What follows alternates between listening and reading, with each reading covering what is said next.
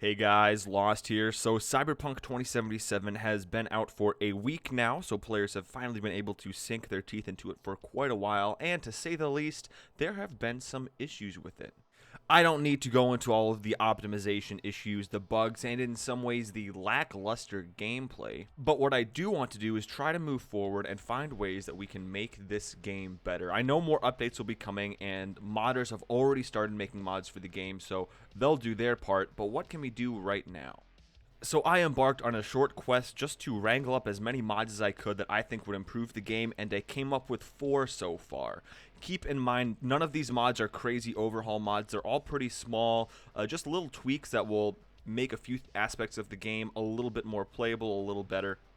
So please bear with me, I am not trying to solve world hunger with this video. So with that, let's begin. At number 1, we have better vehicle handling. One of the small issues that I had with the game right from the beginning was the driving was really not that great, whether it was with a car, a truck, or especially with a motorcycle. The driving felt very wishy-washy, like I was sort of maneuvering a boat through the streets of Night City. Not really a huge deal, but I did start to notice a lot of the issues the longer I played the game. I'm not saying I expected the driving and vehicles to be anything spectacular in this game by any means, but I would like to see an improvement, and I think this mod accomplishes that. The main thing this mod fixes is the lack of traction, especially with motorcycles. It makes it so that when you're taking those turns, you don't end up on the sidewalk and take out half of Night City. This mod adds in a little bit of a foundation and starts to wrangle in some of the loose ends. Better vehicle handling has 2 different versions on the Nexus Mod Manager, one that simply makes driving less frustrating and the other one enhances the traction quite a bit. You can decide which one you like, experiment with both or one or the other, and see which one's to your liking. At number 2, we have E to interact, V to walk and drive, dedicated dodge, and a dialogue scroll.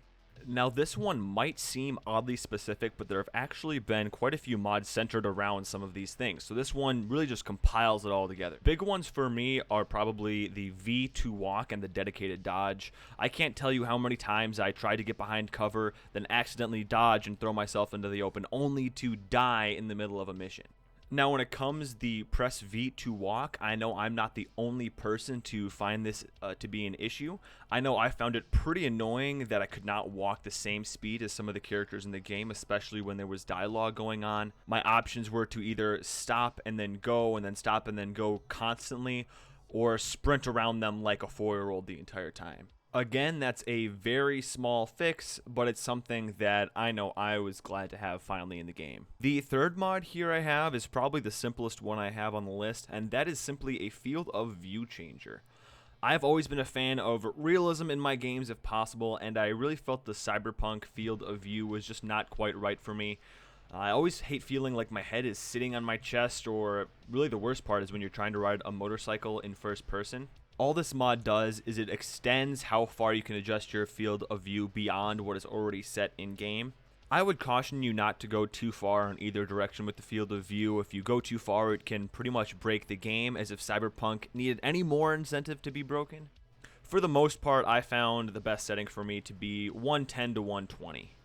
The fourth mod I wanted to show you today is one of the most downloaded mods so far for Cyberpunk 2077, and that is the Cyberpunk Autonomous Reshade True HDR. This is a graphics enhancement you can turn on and off at the click of a button in-game. It also gives you a ton of options to adjust all sorts of graphical things that you wouldn't normally have access to. I know there will be more mods to come, especially when it comes to the graphics and performance of the game, but I really think this mod is a great start so far. In my opinion, the best time to play the game is at night when it's raining in-game. It really shows all the colors and all the textures.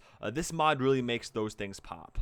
The creators of this mod are well known for making HD enhancements to other games as well, so I'm glad they hopped on the Cyberpunk train right away. Lord knows Cyberpunk needed it. I know a lot of these things seem pretty rudimentary, and it's kind of embarrassing that these things need fixing in the first place, but I will have to say I still enjoy Cyberpunk, and I do intend to continue playing it. I truly think it's a great game, just with terrible optimization. Sorry this video is so short, but these mods were literally just small technical enhancements for the game since it's so new. I hope you guys enjoyed. Subscribe for more content like this, and I will see you guys later.